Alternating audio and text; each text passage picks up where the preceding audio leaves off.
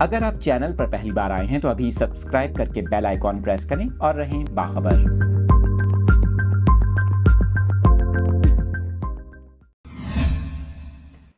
آپ کو بتا رہے ہیں بھارت سے پھیلنے والے خطرناک ترین وائرس نپاہ کے پاکستان میں بھی ممکنہ پھیلنے کے خطرات منڈلا رہے ہیں۔ پنجاب کے بعد محکمہ صحت سندھ کی جانب سے بھی سرکاری ہسپتالوں کے سربراہان کو ایڈوائزری جاری کر دی گئی ہے۔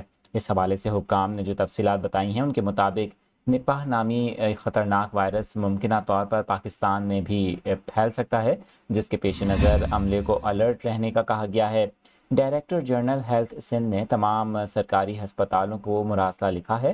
محکمہ صحت سندھ کی جانب سے سندھ بھر کے ہسپتالوں کے ایم ایس ڈائریکٹرز اور محکمہ لائف اسٹاک کو الرٹ رہنے کا کہا گیا ہے۔